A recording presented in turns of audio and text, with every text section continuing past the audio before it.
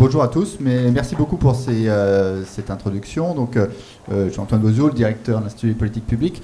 Donc, nous, dans cette présentation, donc, je ne sais pas si elle arrive, si ce n'est pas encore la bonne qui arrive. En attendant, juste pour vous dire un mot, nous, entre le revenu universel, entre utopie et pratique, on va être très dans la pratique. Et on va voir dans la pratique, mais dans le détail exactement de quels sont les paramètres, leur implication. Donc, il y a quelque chose d'assez technique dans le travail qu'on va faire. Ce qu'on va essayer de vous montrer, c'est pas tellement, c'est d'essayer de montrer à la fois partant de l'existant d'un système socio-fiscal français tel qu'il est, et on va vous laisser vous le rappeler dans les grandes lignes, qu'est-ce qui aujourd'hui sont les dispositifs qui sont actuels, comment on peut faire évoluer ces dispositifs vers quelque chose qui ressemble à une description d'un revenu universel tel qu'on pourra le décrire et le présenter. Alors, ça a été dit par Daniel, et donc évidemment, nous on a commencé les travaux avant finalement le débat présidentiel sur le revenu de base, avec l'idée d'étudier plus directement les bas revenus. Alors d'une certaine façon, la présentation d'aujourd'hui ne va pas se concentrer justement sur cette question de mesure, les bas revenus, mais simplement pour vous rappeler un petit peu les enjeux. On n'est pas bas revenus, sans revenu toute sa vie, on a des variations, même au cours d'une année, on peut trouver un emploi, le reprêt. C'est quelque chose qui est beaucoup plus complexe que ce qu'on imagine, ou en tout cas la façon dont on se le représente comme une situation permanente, durable, dans laquelle souvent la façon dont les dispositifs sociaux sont conçus repose sur une image plus ou moins figée de dispositifs. On ne va pas du tout parler de ça. Ce qu'on va essayer de se focaliser aujourd'hui dans le cadre du débat, c'est vraiment sur les dispositifs actuels et sur leurs réformes possibles. Alors, la contribution de l'IPP dans ce cadre-là, elle est de deux ordres. C'est d'abord de faire des simulations sur des données individuelles. Donc on a des données qui représentent la distribution de la situation des Français. Alors elles ne sont pas parfaites, ces données. On a fait beaucoup de travail pour essayer d'arriver à les rendre les plus proches d'une représentation de la réalité. Mais le premier point à dire, c'est qu'il y a beaucoup de choses sur lesquelles on est assez ignorant, donc c'est pour ça que les travaux devront continuer après. C'est sur l'existence, la bonne compréhension du taux de non-recours, pourquoi, quels sont ces facteurs, même son ampleur, ne sont pas finalement si bien connus. Et puis aussi la variation des revenus au cours d'une année, et dans la façon dont elle peut avoir des impacts sur la mesure de ces différents dispositifs. Alors ce qu'on a fait, c'est essayer de simuler le système tel qu'il est en 2016, avec donc l'ensemble des dispositifs en 2016 et comparé à des réformes qui se appliqueraient à ce système en 2016. Donc en 2016, on est vraiment dans déjà un système où on a déjà la prime d'activité, on a un système qui est comme aujourd'hui, tel qu'il pourrait être mis en place. Ce qu'on va essayer de faire, c'est avec un modèle de microsimulation, le modèle TAXIP, on va simuler pour chacun des individus, chacun des ménages, exactement qu'est-ce qu'ils reçoivent aujourd'hui, qu'est-ce qu'ils payent comme impôt, qu'est-ce qu'ils ont comme revenus, différentes formes de revenus, et qu'est-ce qui se passerait si on met en place un nouveau système qui sera défini autrement et qui pourra les toucher. On va regarder qui va gagner, qui va perdre, quels seront les effets redistributifs selon différents critères. Et voilà, j'ai fini les remerciements, mais comme Daniel les avait déjà mentionnés, je crois que je peux passer directement. Alors voilà, il y avait aussi une contribution du secrétaire numérique sur ces travaux-là. On a besoin de financements variés et multiples, donc j'en profite pour remercier ceux qui ont contribué. Donc la présentation va s'écouler de la façon suivante. Je vais vous rappeler peut-être de façon dans les grandes lignes qu'est-ce qu'un revenu de base et qu'est-ce qui n'est pas un revenu de base ou un revenu universel. Et pour essayer de clarifier un petit peu le débat, d'une certaine façon, qu'est-ce qu'on vise? Quel est le point, l'objectif qui est essayé de viser à partir du système actuel? Puis ensuite, je vais vous rappeler ou présenter, pour ceux qui ne l'ont pas totalement en tête, les grandes lignes du système socio-fiscal français, dans quelle mesure les différentes prestations aujourd'hui permettent, dans quelle mesure elles ressemblent ou pas à un revenu de base, à un revenu universel. Et puis ensuite, on aura la présentation de deux types de simulations qu'on a faites. La première, qui est le cœur de notre travail, que va vous présenter Sophie Cotet, qui va être la présentation d'une simulation d'un revenu de base qu'on a essayé de concevoir le plus proche finalement du système existant, c'est-à-dire quelque chose qui reproduise à coût minimal le système existant, mais qui ait des propriétés, qui sont les propriétés d'un revenu de base, sans stigmatisation, qui arrive à inclure de façon unifiée l'ensemble des dispositifs. Et on va vous montrer quelles sont les difficultés à réaliser un tel type de simulation, de mise en place d'un revenu de base, mais aussi vous montrer que c'est possible. et que d'une certaine façon, un revenu de base bien conçu peut être mis en place et réalisé finalement à un coût limité. Et puis ensuite, on va finir plus rapidement avec Prisfab qui va vous présenter plus précisément ce qu'on peut dire aujourd'hui de la proposition de Benoît Hamon, dans quelle mesure elle est différente de ce qu'on a simulé comme revenu de base, c'est une autre variante, quelles sont ses forces et quelles sont possiblement ses faiblesses.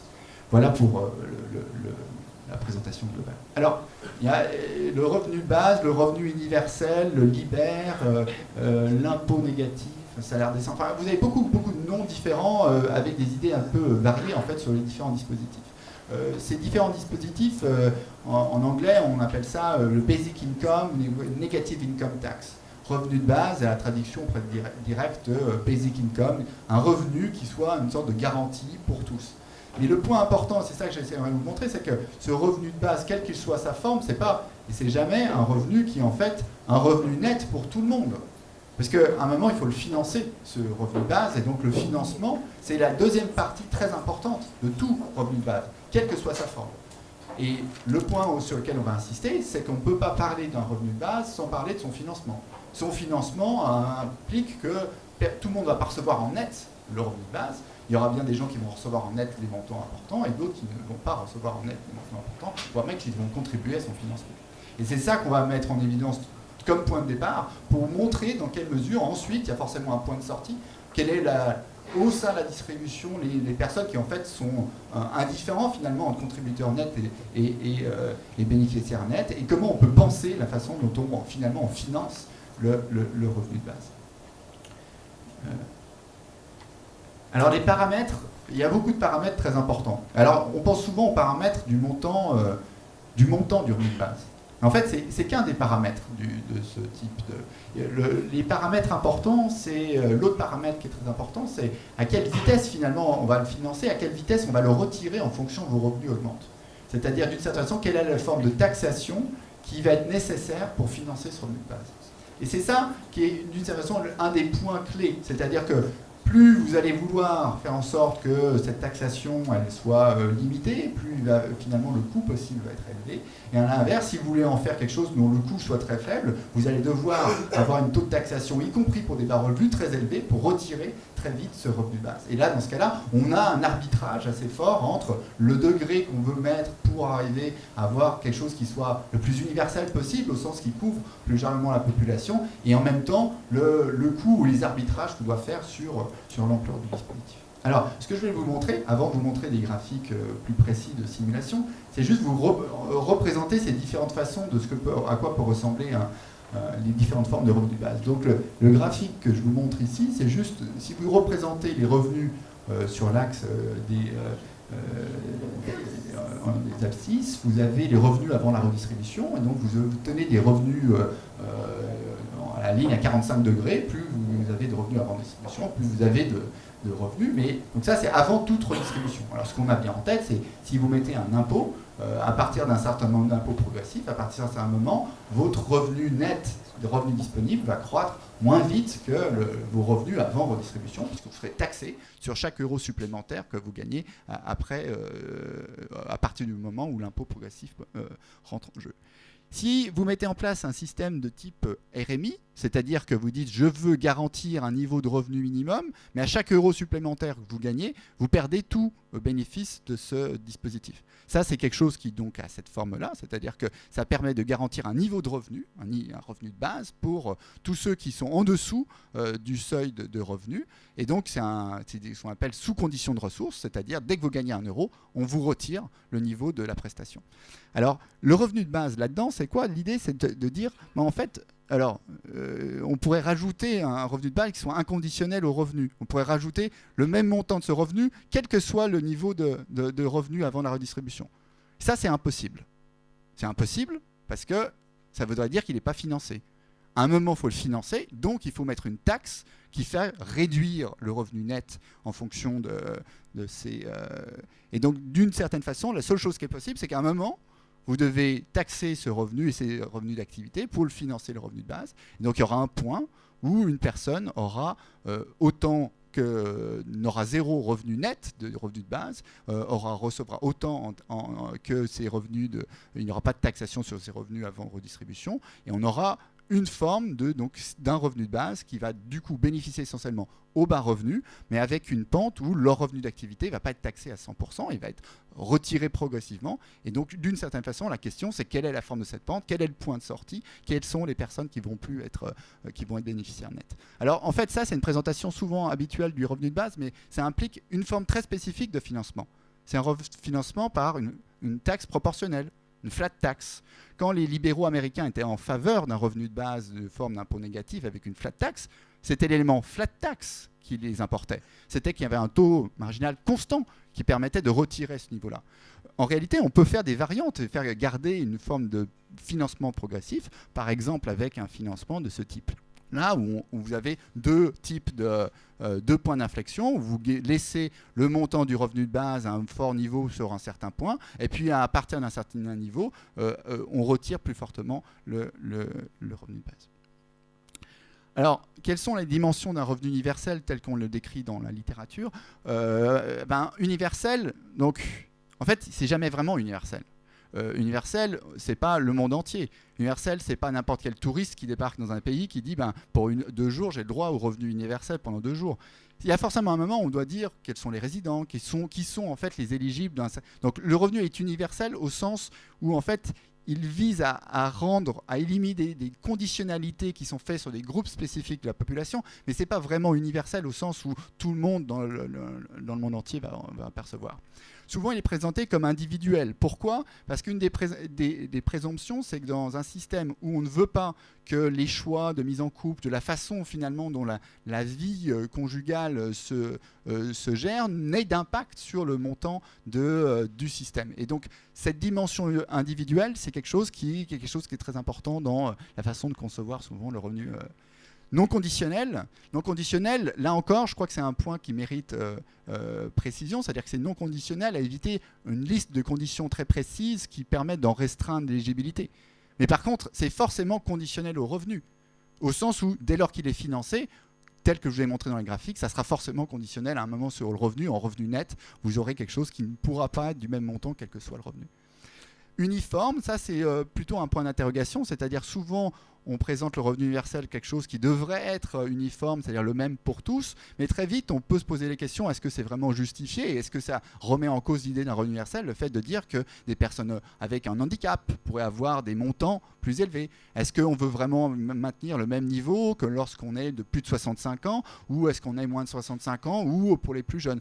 Donc forcément, à mon sens, la question de rendre le système totalement uniforme ou pas, lui donner des variantes en fonction des caractéristiques dont on pense qu'elles sont importantes, ne devrait pas être à l'encontre d'une sorte d'idée de revenu universel totalement extrémiste, j'allais dire, en termes d'uniformité totale sur l'ensemble de la population.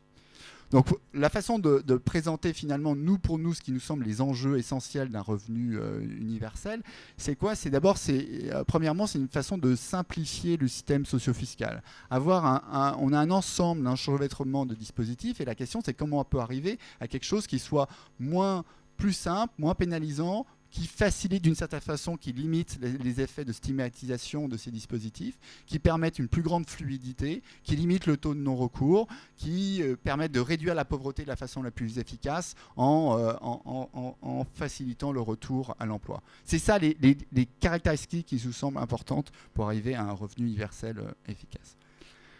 Alors maintenant, très rapidement, je vais essayer de vous dire 2 mots sur quel est le système socio-fiscal français. Ça peut être un rappel pour vous, mais c'est quelque chose d'important et je vais essayer d'insister sur les choses qui en tout cas, ne sont pas toujours très claires pour tout le monde. Donc, un des premiers dispositifs, c'est le RSA. Alors ça, c'est quelque chose qui est plutôt bien connu.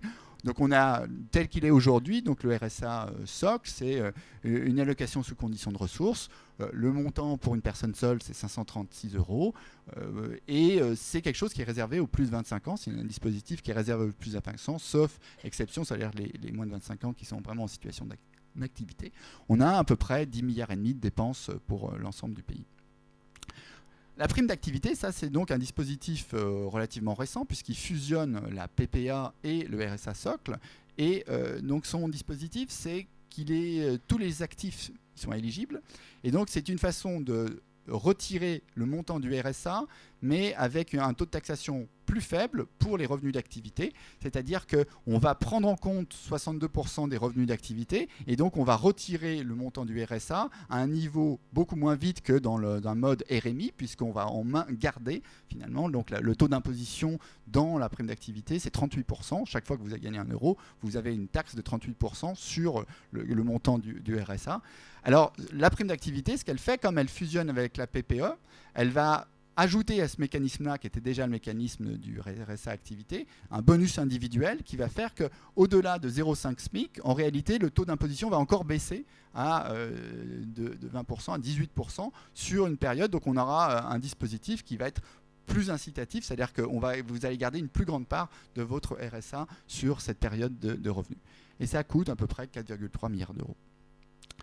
Alors là, je les ai mis les formules, juste pour rappeler que ça peut être compliqué. Ce cas type, c'est juste pour vous montrer en fonction d'un revenu net, qui est en bleu, un revenu net d'activité en pourcentage du SMIC, à quoi correspond pour un célibataire sans enfant le RSA qui est en rouge, le RSA socle, et puis en jaune, la prime d'activité, qui correspond du coup au montant, à la façon dont le RSA est progressivement retiré en fonction dont les revenus d'activité augmentent, et donc il s'annule à un point où, vous voyez, un peu au niveau du 100% du SMIC, où il n'y a plus de prime d'activité nette.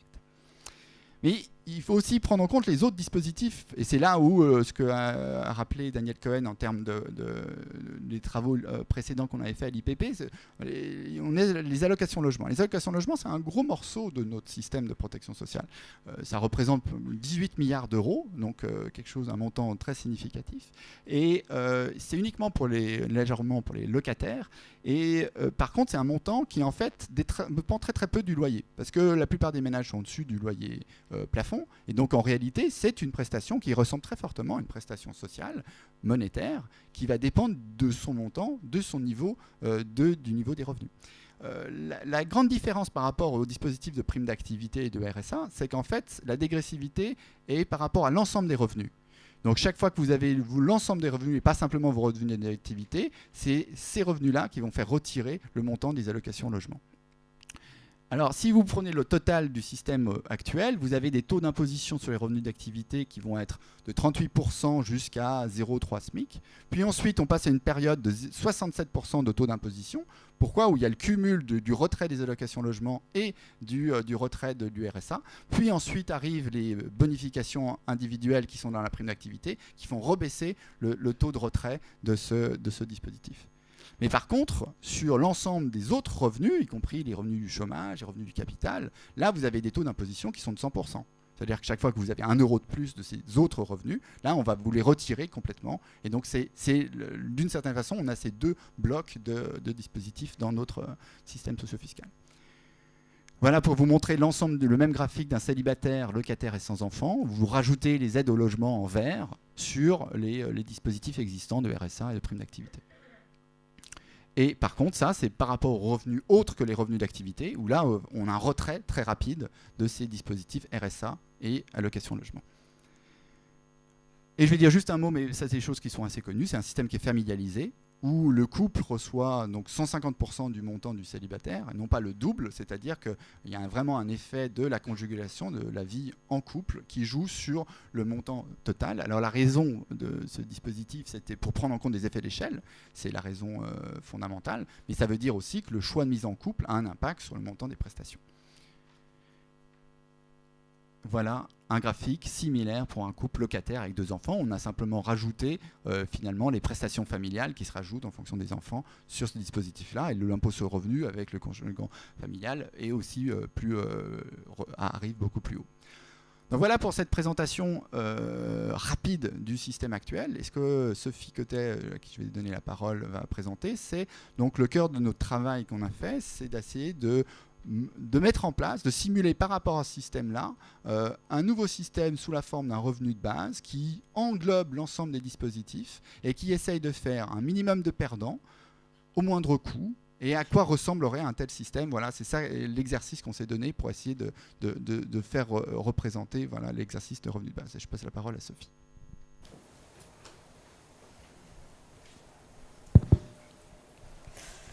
Donc effectivement, je vais vous présenter un revenu de base qui a pour particularité de coller le plus possible au système actuel. C'était les mêmes slides par contre. Non, c'était la même présentation que juste avant.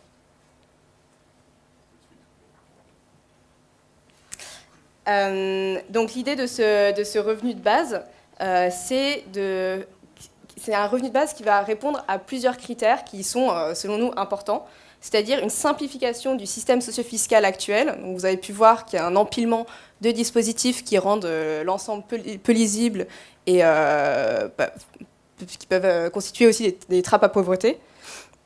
Donc, c'est un revenu de base qui est universel dans le sens où il s'adresse à l'ensemble des 25-59 ans, hors situation de handicap, et à la fois aux locataires et aux propriétaires. C'est un revenu de base qui sera versé automatiquement pour supprimer le non-recours et qui donc, en supprimant des effets de seuil, faciliterait le retour à l'emploi. Donc notre proposition au vu de ces critères-là, c'est une prestation unifiée qui viendrait remplacer le RSA, la prime d'activité et les aides au logement. Donc un premier scénario, donc ça c'est un scénario qui colle vraiment au plus près du système actuel, avec comme condition de ne faire aucun perdant par rapport au système actuel.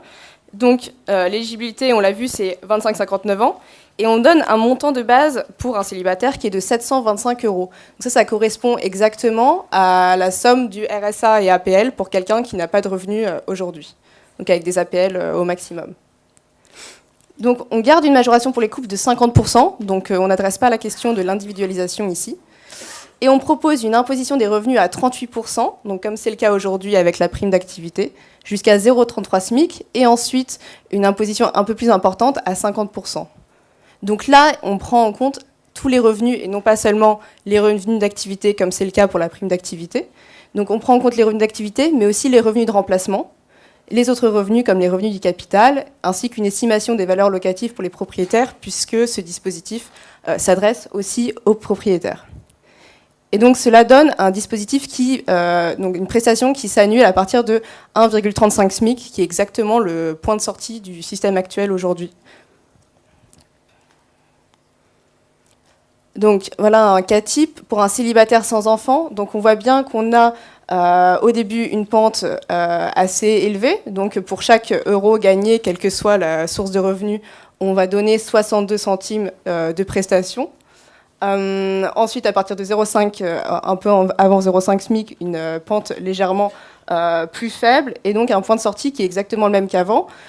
Donc on voit bien que donc, le revenu disponible, qui serait celui avec cette réforme, est légèrement supérieur au revenu disponible actuellement. Et ça c'est lié à la bonification, d'abord à la prise en compte des revenus autres dans les APL à partir de ce seuil-là à peu près. Mais ensuite, on est bien parallèle puisque donc, les pentes sont à peu près les mêmes. Donc, quels sont les effets d'un tel revenu de base ? Un coût net des prestations qui sont remplacées, donc en enlevant le coût actuel du RSA, de la prime d'activité, des aides au logement, est de 15 milliards d'euros. Les pertes en niveau de vie sont tout à fait marginales. Et on a des gains qui sont concentrés sur les 4 premiers déciles de niveau de vie. Donc là, on voit par exemple qu'un ménage du premier décile de niveau de vie va gagner en moyenne avec cette réforme, donc ça sera un gain moyen d'environ 100 € par mois. Voilà, un peu plus pour le deuxième décile. Donc, comment expliquer ce coût, ou plutôt comment expliquer ces gains, sachant qu'on a essayé de rester au plus proche du système actuel, comment expliquer que cela coûte quand même 15 milliards d'euros. Donc tout d'abord, il faut prendre en compte le fait que dans le système actuel, si tous les éligibles étaient recourants, cela nous coûterait à peu près 4 milliards de plus. Donc en fait, le système actuel ne fonctionne pas à plein. Donc si on compare le système qu'on propose, donc la prestation unifiée par rapport au système actuel, si le système actuel fonctionnait à plein, ça ne coûterait seulement que 11 milliards. Ensuite, on intègre les propriétaires dans ce dispositif. Donc ça représente à peu près 3 milliards. Oui, des propriétaires pauvres, puisqu'on prend en compte justement leurs revenus. Il y a enfin ensuite un effet de la composition des foyers sociaux, puisque comme on l'a vu, ou je ne sais plus si on l'a vu, mais donc les majorations pour les enfants dans le RSA et dans les aides au logement ne sont pas les mêmes aujourd'hui, et donc on a choisi les majorations les plus généreuses. Donc le système qu'on propose colle au plus près du système actuel pour les célibataires sans enfants, mais dès qu'on est dans une composition familiale différente, du coup forcément ça coûte un peu plus cher. Et ensuite, donc on met une taxation plus faible des autres revenus. Donc on a vu que dans le RSA et la prime d'activité, les revenus autres qu'activité étaient taxés à 100%. Là, ce n'est pas le cas et ça représente un coût de 3 milliards d'euros.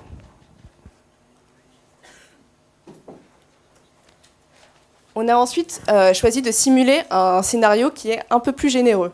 Donc là, le premier scénario, c'était vraiment d'avoir un revenu de base finalement qui ne change pas fondamentalement le système de solidarité tel qu'on l'a pensé en France, mais qui le simplifie. Là, on a voulu aussi simuler un scénario avec une seule pente, donc une taxation des revenus à 38%, quel que soit le revenu, et ce qui donne un point de sortie donc, plus élevé à 1,63 SMIC, comparé à 1,35 donc dans le système actuel et dans le scénario précédent. Tous les autres paramètres sont laissés identiques au premier scénario. Donc ça donne un coût net qui n'est pas négligeable, qui est de 23 milliards d'euros, avec des gains moyens par décile de niveau de vie qui sont plus élevés. Puisqu'on voit par exemple que le deuxième décile gagne environ 130 euros par mois en moyenne par rapport au système actuel en vigueur.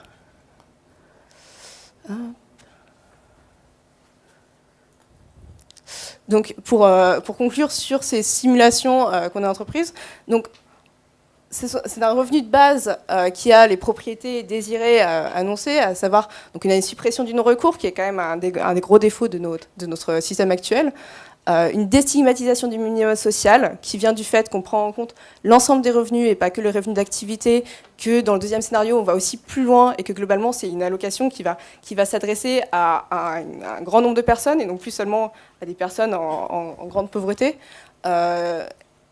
Et on supprime aussi des effets de seuil en ayant seulement 2 pentes, voire qu'une seule. Donc seulement un ou 2 taux de taxation des revenus, ce qui rend l'ensemble du système par ailleurs beaucoup plus lisible qu'actuellement. Toutefois, dans ces scénarios qu'on a simulés, on a maintenu la conjugalisation, on n'est pas allé vers la voie d'une individualisation. Donc ce qu'il faut noter, c'est que la simplification du système actuel pour le transformer en un revenu de base a quand même un coût, donc 11 milliards d'euros supplémentaires par rapport au système actuel, s'il fonctionnait à plein.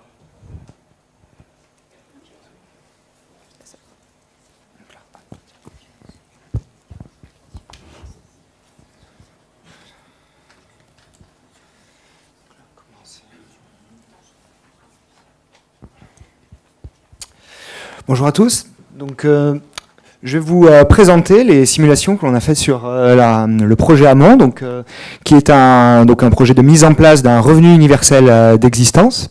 Donc, ce projet de réforme peut se décomposer en plusieurs composantes. Donc, la première, c'est la création d'une prestation donc, qui simplifie notre système socio-fiscal actuel, qui consiste à remplacer et le revenu de solidarité active et la prime d'activité. Donc, les caractéristiques ici sont les suivantes. Donc, on a par contre un maintien des autres prestations sociales et notamment des aides au logement. On a l'automaticité du versement, donc plus de non-recours. On aurait un montant socle à 600 €, donc une revalorisation de 10% du socle comparé au socle du revenu de solidarité active actuel, et une dégressivité de cette aide avec une taxation à la marge de 27,4% sur les revenus bruts d'activité, mais aussi sur les autres prestations sociales. Et donc cette inclusion des prestations sociales dans cette taxation marginale à 27,4% vise à assurer la superposition du revenu de solidarité active de cette nouvelle prestation avec avec donc les prestations existantes. On aurait aussi une éligibilité qui irait jusqu'à 1,9 SMIC brut. La deuxième composante vise à individualiser l'aide. Donc, comme on l'a expliqué précédemment, les aides actuelles sont au niveau familial. Il y a une prise en compte donc, des économies d'échelle en termes de dépenses au sein du foyer, donc une revalorisation du socle à 50% pour un couple. Là, ici, on serait sur une aide individualisée, donc c'est-à-dire avec un doublement du montant du socle à 600 € pour un couple et un doublement du seuil de l'éligibilité. Donc le socle pour un couple serait de 600 x 2, à savoir 1200 €. Et la troisième composante serait donc l'extension aux jeunes, ouvrir l'éligibilité à ce revenu universel d'existence aux 18-24 ans, étudiants compris. Donc ce que je vais vous présenter, ce sont des évaluations via la microsimulation, essentiellement sur ces deux composantes.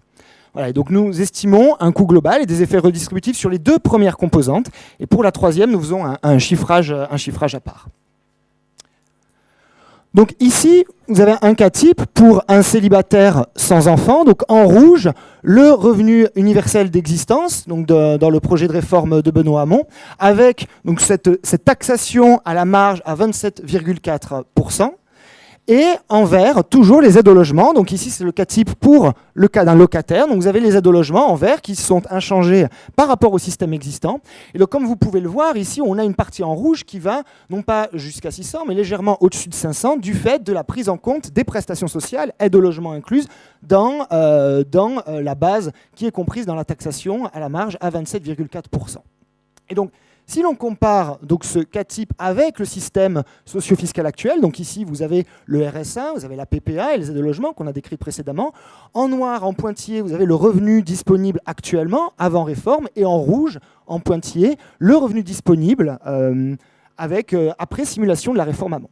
Et donc, comme vous pouvez le voir, on a donc une aide plus généreuse, un décalement de la courbe vers le haut, essentiellement dû à la revalorisation du socle à 10%, et également un point de sortie qui va plus loin dans la distribution des revenus et qui va jusqu'à 1,9 SMIC.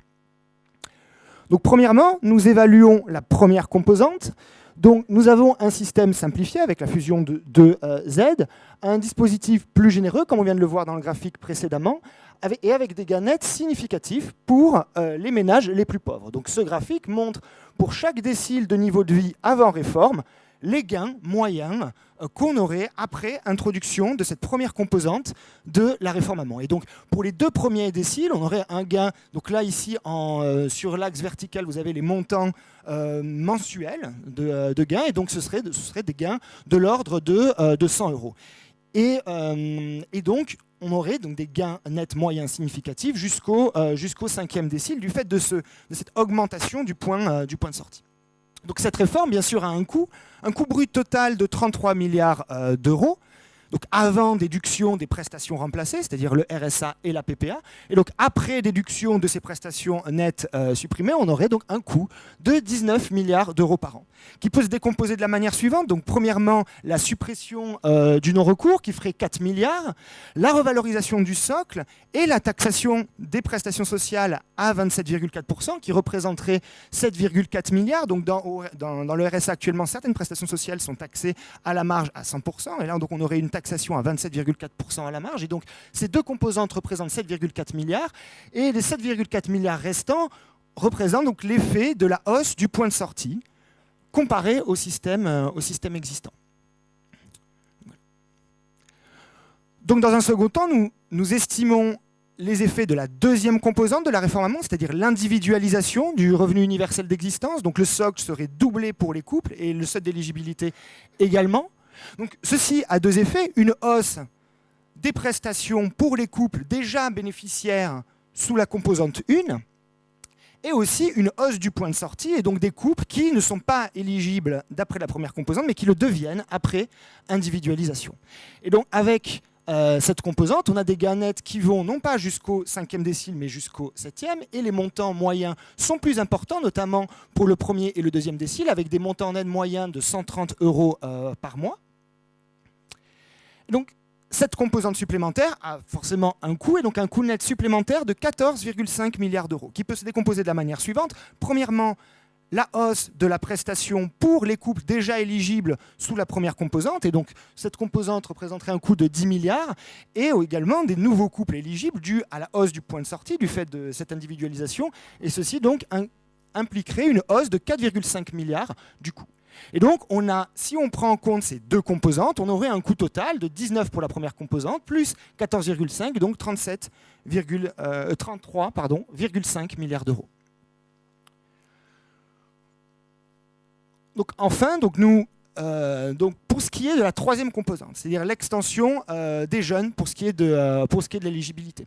Donc ici, pour ce qui est des jeunes, donc plusieurs incertitudes sont présentes. Donc premièrement, les ERFS couvrent uniquement les ménages ordinaires, et donc les jeunes en logement non ordinaire ne sont pas représentés, notamment les jeunes qui vivent dans des résidences Crous ou les jeunes qui vivent dans des foyers jeunes travailleurs. Il y a également une ambiguïté sur les réactions comportementales pour ce qui est des comportements de rattachement fiscal. Donc un jeune qui aujourd'hui est rattaché au foyer fiscal de ses parents pour bénéficier du RU devrait sortir du foyer fiscal de ses parents, et donc là il y a une ambiguïté au niveau de ces comportements. Donc là, ce que nous faisons, c'est que là, nous nous limitons à une estimation, non pas via microsimulation, mais avec des données agrégées sur le nombre de jeunes et la part des jeunes qui sont rattachés ou pas au foyer fiscal de leurs parents. Et donc, nous estimons le coût supplémentaire entre 23 et 25 milliards d'euros supplémentaires. Voilà. Donc, je te laisse la parole, Antoine. Pour conclure, sur ces présentations, donc le premier point de conclusion qu'on a retenu, c'est d'abord c'est un point assez positif sur la mise en place d'un possible revenu de base. C'est-à-dire qu'on peut d'une certaine façon essayer de supprimer les grandes parties de notre système socio-fiscal pour le remplacer par une prestation unique qui a les propriétés désirées d'un revenu de base, et on peut le faire à un coût relativement limité. C'est pas un coût zéro, parce qu'en réalité c'est très difficile d'arriver à coller au système actuel, vu qu'il y a en réalité une multiplicité de dispositifs qui sont finalement ont des taux, sont retirés les uns aux autres de façon très très forte, et finalement sont la technique actuelle pour essayer de réduire le coût de ces dépenses de protection sociale. Donc en réalité on peut le faire, on a un coût minimum, si on ne prend pas les questions de recours, de 11 milliards, 15 milliards dans notre proposition finalement, qui fait sous la condition de ne pas faire de perdant, d'essayer de faire une enveloppe, un revenu de base qui puisse couvrir. Dès lors que par contre on souhaite ajouter des dispositifs qui se rapprochent de ce modèle idéal du revenu universel, avec individualisation, avec un système qui va plus loin en termes finalement de taux de taxation plus faible, les coûts se rajoutent, et c'est là où il y a des arbitrages à faire entre qu'est-ce qui est le plus important parmi ces différentes variantes qu'on aimerait mettre en évidence.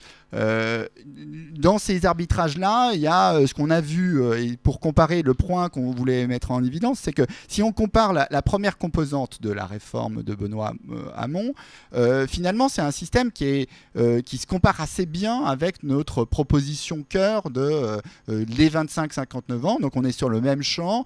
La grande différence, donc la proposition de Benoît Hamon, c'est qu'elle maintient les allocations, typiquement les allocations logement, mais donc elle les rajoute dans la base ressources pour éviter qu'il y ait de perdants, et ça c'est relativement malin, parce que ça permet de faire une simulation en gardant quelque chose qui va dépendre des revenus d'activité, donc sans avoir besoin de prendre l'ensemble des revenus, à relativement moindre coût. Dans notre proposition, d'une certaine façon, on est obligé de prendre l'ensemble des revenus, y compris par exemple les revenus du capital, où on va leur donner leur pourcentage en fonction d'une augmentation de d'autres revenus que les revenus d'activité. On est obligé de le faire parce que les allocations logement sont construites ainsi, et si on veut remplacer les allocations logement par une prestation unifiée, on est obligé de se caler dans le moule des allocations logement, sinon on risque de faire des perdants. Donc ça, on voit bien l'arbitrage, et là c'est assez intéressant comme comparaison finalement des deux systèmes, puisqu'on a soit une version qui veut être plus globale façon revenu universel qui inclut l'ensemble des dispositifs, mais qui du coup doit faire des concessions sur la façon dont on va prendre en compte les revenus ou pas, ou bien une version qui est peut-être qui va être plus finalement plus maligne pour éviter de faire des perdants en se concentrant sur les effets de revenu d'activité. Dans la proposition de Benoît Hamon, par contre, là où il y a vraiment sens une discussion possible à voir, c'est le coût supplémentaire pour ajouter les jeunes dès 18 ans. Dès 18 ans, en fait, c'est assez tôt Et ça veut dire qu'il y a beaucoup de jeunes qui se retrouvent finalement à bénéficier à plein pot du système, donc avec un coût très élevé, où l'arbitrage entre finalement est-ce que le rattachement à leurs parents ou pas, à notre sens, se pose. Et donc il y a une question d'arbitrage, est-ce que c'est 18, est-ce que c'est 19, 20, 21 ? Et cet arbitrage-là fait il y a un vrai débat à mon sens sur à quel point faire commencer un revenu de base, à quel point au contraire des dispositifs qui visent à financer d'autres dispositifs qui sont en faveur de ces jeunes, d'éducation, peuvent être mis en débat. Et donc, pour finir sur ce point de conclusion, avant d'attendre les commentaires de Thomas, qu'on attend avec impatience, c'est peut-être dire un mot quand même sur le fait que Benoît Hamon s'est mis en difficulté en étant très précis. Les autres candidats ne sont pas du tout précis et d'une certaine façon n'ont pas la possibilité d'être étudiés, scrutinés de la façon dont on a pu le faire ici. Donc en fait, moi j'aimerais te dire à la fin que c'est plutôt à l'honneur des équipes qui sont autour de Benoît Hamon d'avoir essayé d'être plus précis, quitte à avoir des critiques, puisque d'une certaine façon, c'est un petit peu l'exercice d'arriver à se soumettre à une critique pour faire une évaluation, mais c'est quand même, finalement, ça doit être porté à leur crédit. Voilà.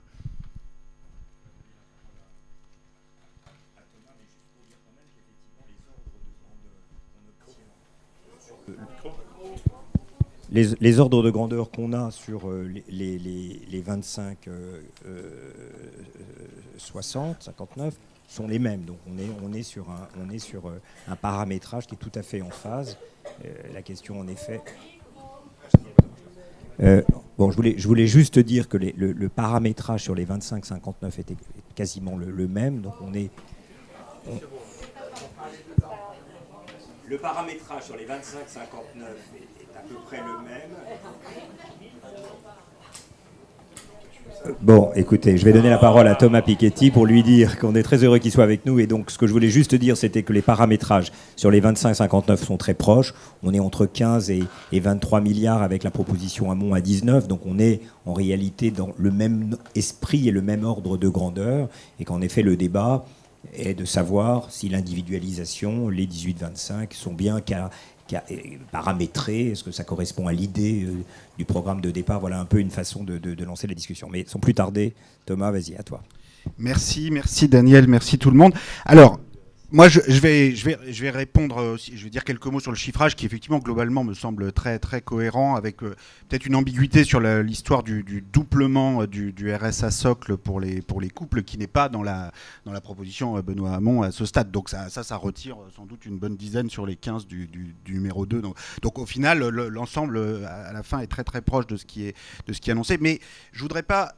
Je vais finir par ça, je ne voudrais pas commencer par ça, parce que je pense que la question du paramétrage exact et du chiffrage exact est évidemment très important. Si on est à 30, à 35, à 40 milliards, c'est pas négligeable, mais les paramètres, ils peuvent ensuite être ajustés. C'est-à-dire personne ici prétend avoir une loi de finances qui est votée demain matin, il y a toutes sortes de choses à affiner. Mais donc je crois qu'il faut prendre un peu de hauteur et regarder d'abord sur comment on conçoit cette idée même de revenu universel et de revenu de base. Et moi, ce que j'ai vraiment beaucoup apprécié dans la présentation qui a été faite par Sophie, par Brice, par Antoine, c'est que le revenu universel est d'emblée placé dans un cadre plus large qui inclut un certain nombre d'autres politiques, à commencer évidemment par la question du financement, donc de la fiscalité, donc de la réforme fiscale, donc de l'impôt, que certains voudraient proportionnel, que d'autres voudraient plus ou moins progressif. Enfin, d'emblée, la question du revenu universel s'inscrit dans un ensemble de politiques plus large. Et ça, c'est vraiment très important, parce que sinon, on perd complètement de vue la globalité du débat, l'importance du débat. Je pense qu'il faut même aller plus loin. C'est-à-dire, c'est pas simplement le couple revenu universel, impôt universel sur le revenu. C'est tout un ensemble de politiques publiques qui visent simplement à essayer de mettre en place une société juste, une répartition des revenus, des richesses qui soit juste. Et évidemment, c'est pas le revenu universel lui tout seul qui va mettre en place une société juste demain matin. C'est tout un ensemble de politiques et il faut mettre le revenu universel à sa vraie place. Donc moi j'avais écrit une tribune dans Le Monde en décembre qui s'appelait Revenu de base ou salaire juste, que certains interprétaient comme une critique virulente du revenu universel. Moi, c'est pas comme ça que je le voyais. C'est-à-dire, j'essayais de montrer que le revenu universel, le revenu de base correctement conçu, a une place au sein d'un ensemble de politiques publiques visant à mettre en place une société juste, mais il ne faut certainement pas en faire l'espèce d'alpha et d'oméga qui va tout résoudre comme par enchantement. Donc, dans tous les ingrédients auxquels il faut penser, il y a donc évidemment la question de l'impôt progressif sur le revenu, mais il y a aussi plus globalement, et je vais en dire un mot dans un instant, la question du revenu du travail, du droit du travail, du contrat de travail, et du fait que tout ça s'inscrit quand même dans un système social où il y a un type de relation de travail, de mensualisation des revenus du travail qui continue d'être une réalité et un horizon au moins pour un temps très long, et essayons de faire en sorte que ce soit le cas longtemps. Il y a tout un tas de politiques évidemment d'accès à l'éducation, de formation, des questions d'accès à la propriété, d'impôts progressifs sur la propriété. Donc c'est vraiment tout un ensemble de politiques publiques au sein duquel le revenu universel, je ne veux pas diminuer son importance, hein, c'est important, mais il ne faut pas... Voilà, il ne faut pas l'exagérer non plus. Et donc, j'ai beaucoup apprécié dans la présentation la façon dont, d'emblée, tu disais très clairement, Antoine, voilà, il y a le revenu universel, il y a l'impôt universel pour le financer. Or, il se trouve que cet impôt sur le revenu, il s'apprête en France à être prélevé à la source à partir de janvier 2018, en principe, sauf si les heureux vainqueurs de la présidentielle décident de mettre tout ça en l'air, ce qui serait quand même un peu dommage, parce qu'on est quand même le dernier pays à mettre en place le prélèvement à la source. Donc, surtout pour des candidats qui parlent de modernisation tous les matins, ce serait un peu dommage au moment même où on y arrivait peut-être. Bon, c'était un peu risqué de la part du gouvernement sortant de dire que ça allait être en place après les élections et non pas avant. J'avoue, j'aurais préféré que ce soit en place avant, mais bon, qu'importe. En tout cas, on s'apprête à avoir le prélèvement à la source. Donc l'impôt sur le revenu prélevé à la source, ça veut dire aussi des choses sur la question du versement du revenu universel pour tous ceux qui ont un emploi. C'est-à-dire qu'on est obligé d'emblée de réfléchir à ces questions de prélèvement à la source, de bulletin de salaire. Donc, moi, le point peut-être le plus important, je pense, dans ces débats sur la mise en place concrète du revenu universel, on a beaucoup parlé du non-recours, du fait qu'actuellement, il y a un véritable déni de droit, puisqu'il y a peut-être la moitié, peut-être 30%, peut-être 70% de gens qui ont droit à la prime d'activité qui ne la touchent pas. D'ailleurs, le simple fait qu'on soit si incertain et que les évaluations faites par les services de l'État sur le taux de non-recours fluctuent régulièrement entre 30 et 70% est en soi emblématique du fait qu'on connaît très mal les bas revenus, les bas salaires, et on a aussi une capacité administrative à bien appliquer la loi, le droit, et à faire en sorte que les gens aient droit à leurs droits, qui est quand même limité. Et donc là, il y a un problème très sérieux. Et c'est vrai que dans votre présentation, peut-être, messieurs, vous n'avez peut-être pas suffisamment insisté. Vous avez dit, bon, on va mettre fin au non-recours, ça va être automatique. Mais bon, il y a quand même la question de comment ça va être automatique. Comment on va faire en sorte. Et là, je pense qu'il faut assumer le fait, dans tous les cas où c'est possible, d'avoir un versement automatique sur le bulletin de salaire. Alors, dans tous les cas où c'est possible, c'est-à-dire les personnes qui n'ont pas de bulletin de salaire ou les personnes qui font face à un travail émietté avec des quelques heures de travail à droite à gauche avec plein d'employeurs différents, évidemment, il n'y a pas de possibilité de faire ça. Et donc, pour eux, l'idée, c'est d'avoir un bulletin de revenu universel, mais qui serait mensuel, qui serait beaucoup plus automatique qu'il ne l'est actuellement. Mais pour tous ceux pour lesquels il y a un bulletin de salaire supérieur à un certain montant, mettons pour tous ceux qui ont un employeur qui leur verse au moins 80% du SMIC plein temps, ce qui fait quand même beaucoup de monde, là, il y a une possibilité quand même très simple de versement automatique sur le bulletin de salaire, en même temps que la mise en place de l'impôt sur le revenu prélevé à la source. Donc l'exemple emblématique, c'est évidemment la personne au SMIC à plein temps. Actuellement, le SMIC plein temps, c'est 1 450 € brut, sauf que vous touchez 1 150 € net, parce qu'il y a 300 €, j'arrondis un petit peu, de cotisations de CSG qui sont prélevées chaque mois, donc vous touchez 1 150 € chaque mois au lieu de 1 450. Si vous en faites la demande, la prime d'activité, plusieurs mois plus tard, vous rembourse l'équivalent de 130 € par mois. À quoi ça sert de réduire le salaire mensuel de 300 € net pour ensuite vous reverser à la sortie 130 €? Et ce montant de 130 €, vous pouvez vouloir l'augmenter à 200, à 300, vous pouvez faire tout ce que vous voulez, mais dans tous les cas, la même question se pose.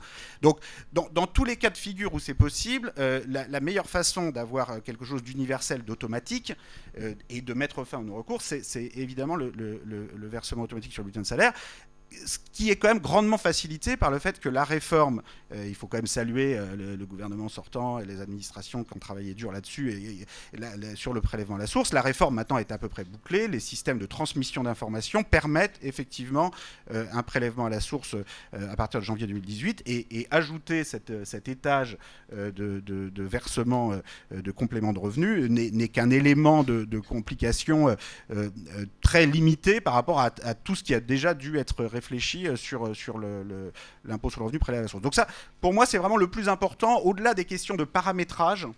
Après, on peut discuter du chiffrage, du paramétrage, de est-ce que le taux de retrait doit être de 27,4% ou de 32 ou de 38. Ce sont des questions importantes, mais bon, après, on peut toujours trouver un paramétrage. Mais c'est quand même important de mettre fin à ce déni de droit et d'arrêter d'en faire une question secondaire.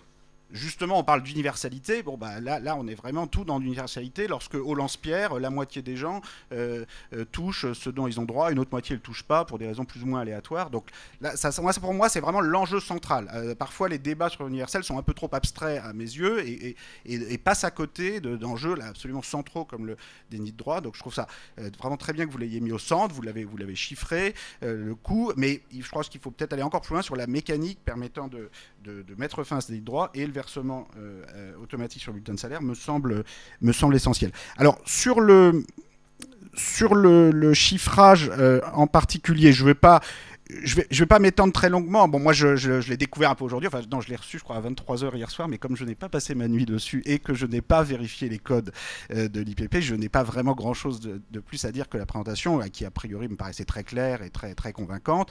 Je salue au passage tout le travail fait à l'IPP, parce que c'est vrai que le simulateur que nous, on avait fait dans le cadre de notre petit livre pour une révolution fiscale en 2011 avec Emmanuel Saez, Camille Landais, et qui a été considérablement sophistiqué par l'Institut des politiques publiques depuis 6 ans, ça n'a plus rien à voir. C'est-à-dire que là, en particulier, toute la partie basse de la distribution, tout ce que vous nous avez montré là avec les allocations de logement, il y a un degré de finesse dans la connaissance des populations à revenus que jamais on aurait pu faire quelque chose comme ça il y a 5 ou 6 ans. Donc vraiment, bravo pour tout le travail, c'était extrêmement clair. Sur les ordres de grandeur du chiffrage, j'ai l'impression, la partie jeune quand même me semble un peu haute quand même, les 22 à 25 milliards, mais bon, voilà. La partie du milieu, là, sur l'individualisation, là, je crois que vraiment, il y a une erreur dans la transmission d'informations. C'est-à-dire qu'il n'y a pas à ce stade de proposition amont de doublement des 600 € par mois qui deviendraient 1200 € pour un couple. Ça c'est absolument pas du tout sur la table. Il y a, sur les questions des personnes qui sont rémunérées aux environs du SMIC, effectivement une semi-individualisation, mais qui ne s'applique pas au niveau des personnes qui sont juste au RSA socle. Donc là, ça, je pense que pour le coup, ça retirerait vraiment une très grosse partie des 14 ou 15 milliards du chiffre du milieu, et le total à la fin serait, je ne sais pas, de l'ordre de 40 ou 45, ce qui n'est pas exactement pareil que les 35 ou 38 qui ont été annoncés au départ dans le chiffrage amont. Très franchement, je ne suis pas sûr que le degré d'incertitude qu'on a sur un certain nombre de dimensions entre 38 et 42 ou 43, je ne suis pas sûr qu'on soit capable, avec les moyens dont on dispose et avec la rapidité avec laquelle il a fallu faire tout ça, être capable de vraiment trancher. Il faut quand même se rendre compte qu'on est face à l'appareil d'observation dont on dispose collectivement pour connaître les revenus des uns et des autres, les situations familiales et les corrélations très fines entre situation familiale, niveau de salaire des uns et des autres. L'appareil d'observation dont on dispose collectivement, et c'est de la faute de personnes, est quand même d'une qualité limitée. Et c'est ça qui fait, je rappelle, que même les services de l'État, avec tous leurs moyens, pendant des années, ne sont pas sûrs que si le taux de non-recours est de 30 ou de 40 ou de 50 ou de 60%. Donc quand on en est là, ça donne une idée quand même de... Donc bon, les erreurs à 1 ou 2 milliards près, c'est très... Enfin, ou même un peu plus, c'est pas sans importance, mais il faut pas les exagérer. Sur les paramètres qui ont été présentés dans la solution amont. Alors, ils ont le mérite d'une grande simplicité. C'est-à-dire, il y a ce taux de retrait de 27,4% qui nous amène directement de 0 à 1,9 SMIC sur une seule pente. Alors, c'est magnifique, ça s'explique très simplement, c'est très simple. En même temps, est-ce que c'est le dernier mot sur la question et est-ce que ça ne mériterait pas d'être affiné, d'être pensé? Est-ce que le taux de la pente doit être aussi bas que 27,4 ou est-ce que, malheureusement, pour des questions de coût, ça ne devrait pas être 28 ou 30? Est-ce que ça ne devrait pas être un peu différent entre 0 et 1 SMIC et entre 1,9 SMIC comme vous le faites dans votre simulation? Je crois que oui, le débat est ouvert. Enfin, très franchement, je ne crois pas qu'il y ait personne puisse dire voilà, c'est 27,4% de taux de retrait entre 0 et 1,9 SMIC et rien d'autre. Tout le reste est une violation de la proposition parfaite. Donc tout ça, ce sont des paramètres qui peuvent avoir des éléments importants. Mais je crois que sur le chiffrage, soyons clairs, la question, c'est on est là sur une proposition qui est globalement raisonnable. Enfin, c'est-à-dire après, de savoir si on est à 30 milliards, 35, 40, 1,5 point de PIB, 2 points de PIB, c'est évidemment important, très important. Mais par rapport à des discussions qui ont eu lieu auparavant sur des 400 milliards d'euros à 20 points de PIB, bon, on voit bien quand même que l'intervalle de confiance a été sérieusement rétréci. Et puis surtout, enfin, on n'est plus du tout dans les mêmes ordres de grandeur. Donc on est sur quelque chose qui permet d'avoir une discussion sur une base intéressante, où on peut discuter, à mon avis, les 2-3 enjeux dont on peut discuter. Le premier, je l'ai évoqué, c'est cette pente et surtout pour moi, le versement automatique sur les bas salaires, c'est ça le plus important. Il y a la dimension des jeunes. Alors effectivement, là, le choix qui est fait d'un versement absolument automatique dès 18 ans, de 18 à 25 ans, sans aucune haute condition d'âge, alors qu'on pourrait imaginer une cible intermédiaire, 20 ans, 21, 22 ans, où on pourrait imaginer aussi une conditionnalité en termes d'études, comme ça se passe pour les bourses actuellement, ou d'autres types de conditionnalités pour d'autres types de contrats d'insertion sociale ou de stratégies d'insertion sociale. Là, le choix qui est fait de ne pas en avoir, c'est vrai que ça a un coût. En même temps, moi, je dirais, un des exemples qu'on avait en tête, en tout cas que moi j'avais en tête, après il y a plusieurs différentes opinions sur la question, c'est l'exemple du système d'allocation d'études en place au Danemark, où les gens ont 60 mois d'allocation d'études dès 18 ans, pour le coup, qui ne sont pas obligés d'utiliser tout de suite. Alors ça, c'est une différence. En fait, c'est quand même lié à une étude, ça dure 60 mois, on n'est pas obligé d'utiliser tout de suite, on peut l'utiliser plus tard dans la vie. Bon, maintenant, pour ceux, et ils sont quand même très nombreux, qui l'utilisent tout de suite, voilà, ça vous amène de 18 à 5 ans. Bon, c'est pas exactement 25 ans, mais c'est pas très différent non plus comme en esprit. Donc, je pense qu'il ne faut pas, il faut pas s'interdire d'aller sur quelque chose d'assez ambitieux sur la jeunesse, quitte à reprendre en compte mieux le patrimoine des parents, c'est beaucoup dire, mais en tout cas la façon dont les enfants peuvent parfois durablement bénéficier du patrimoine des parents, en particulier du patrimoine logement des parents. C'est compliqué de le faire sans être très intrusif, mais en même temps, là, c'est vrai que dans la proposition qui est faite, c'est pas fait du tout, et ça peut quand même, ça peut poser question. Ce qui m'amène à mon dernier point, qui est en fait plus une question par rapport à ce que vous avez présenté, c'est que cette question du patrimoine, et en particulier des propriétaires pauvres, comme disait Daniel, ce n'est pas les propriétaires riches qui vont se mettre à toucher votre revenu de base, mais les propriétaires pauvres, dans votre simulation, ils nous coûtent quand même assez cher quand même. C'est-à-dire que vous dépensez dans votre simulation 4 milliards pour mettre fin au non-recours, mais vous en présentez presque autant, 3 milliards pour les propriétaires, et vous en redépensez encore 3 en partie sur les revenus de patrimoine, pas seulement, mais en partie sur les revenus de patrimoine, parce que vous voulez taxer les revenus de patrimoine dans la zone entre 0 et le SMIC, au même taux que les revenus du travail, donc mettons 30 ou 40%, au lieu de 100% actuellement, ce qui quand même peut poser question. Je trouve je comprends pourquoi vous le faites comme ça, et en même temps, voilà, on peut dire c'est quand même pas tout à fait pareil quelqu'un qui trouve un emploi au SMIC à mi-temps, qui passe du mi-temps au plein temps, à quelqu'un qui touche des intérêts ou des loyers ou des dividendes passant de 500 ou 1000 euros par mois parce qu'il a hérité du patrimoine correspondant, etc. Donc cette question quand même de la prise en compte du patrimoine, voilà, il n'y a pas que le revenu dans la vie. Le patrimoine, c'est important aussi pour juger de l'inégalité des uns et des autres. Et la philosophie, là où on regarde uniquement par rapport au revenu, je pense qu'il y a quand même une discussion à avoir sur la prise en compte des patrimoines en haut de la distribution, mais aussi en bas, pour juger de la solution la plus juste. Donc voilà, mais merci beaucoup pour cette présentation en tout cas. Et voilà. On est un peu en retard déjà, mais c'est vraiment un moment très important. Moi, pour résumer, et peut-être donner le dernier mot à Antoine et peut-être pour vous permettre de réagir aussi, mais il me semble qu'on voit bien que par rapport à une proposition socle à 15 milliards, et tu as raison Thomas de dire que peut-être on pourrait la réduire encore davantage en réfléchissant sur les autres revenus qui bénéficient de ce dispositif et qui n'en bénéficiaient pas avant, même si on a des loyers fictifs dans le calcul du revenu qui permet de calculer tout ça pour les propriétaires pauvres. Mais on voit bien qu'il y a 3 silos dans cette discussion qui sont très intéressants. Il y a le socle de ce qu'il faudrait faire pour que notre système actuel soit fluide, juste, en un certain sens, c'est-à-dire qui permette de passer de l'inactivité à l'activité et revenir sans perte, en étant assuré d'un socle à peu près incompressible de 725 pour un célibataire.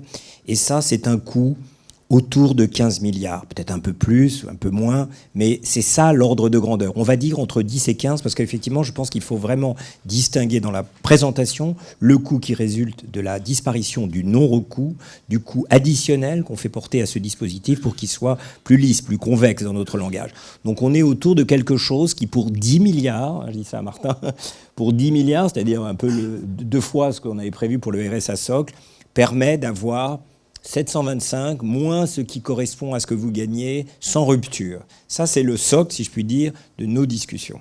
Et je pense que si on pouvait juste retenir ça dans le débat public pour cette présidentielle et au-delà, parce qu'évidemment, le débat va continuer au-delà, je crois que c'est le chiffre qu'il faut garder en tête, y compris pour nos amis de Gironde, on va en parler dans une demi-minute.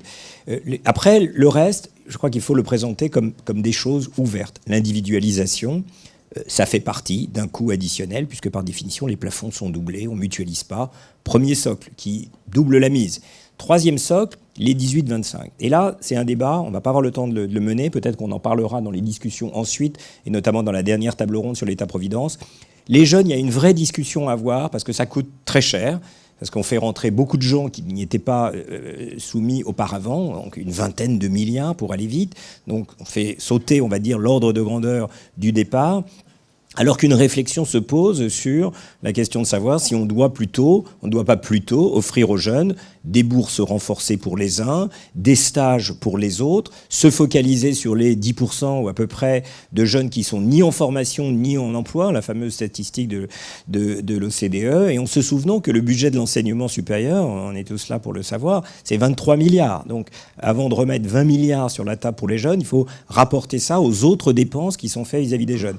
Et c'était pas mon avis de départ, hein, je dois dire, mais en lisant tous ces chiffres, j'arrive au point où je me dis que peut-être le point qui mérite d'être remis sur la table, réfléchi, c'est finalement cette question qui paraissait très simple au départ, les jeunes qui sont exclus du RSA et qu'on fait rentrer, mais qui se révèlent très coûteux au regard de ce que les mêmes sommes d'argent, ressources, permettraient de faire si on allait directement renforcer les dispositifs existants. Je crois que c'est ça la discussion pour au-delà de la campagne qui va être ouverte par ces calibrations, parce que ça nous permet bien de voir ce qui est nécessaire aujourd'hui pour aller au-delà d'un dispositif et d'aller vers l'universalité, puisque là on ira vers quelque chose qui est universel au sens où il sera non conditionnel à ceci et cela, et l'extension du domaine de la lutte, si je puis dire, pour parler comme Houellebecq, qui là pour le coup à chaque fois rajoute une couche qui est à peu près du même ordre de grandeur si on veut étendre le champ.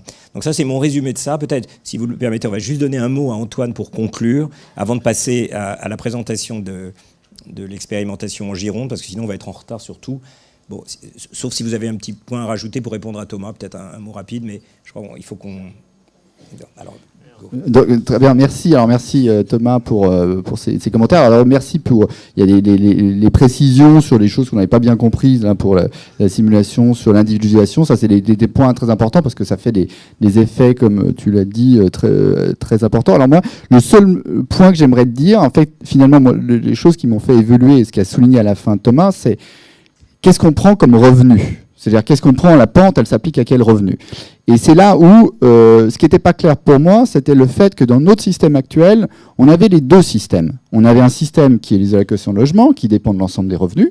Alors, il n'y a pas que les revenus du capital et du patrimoine.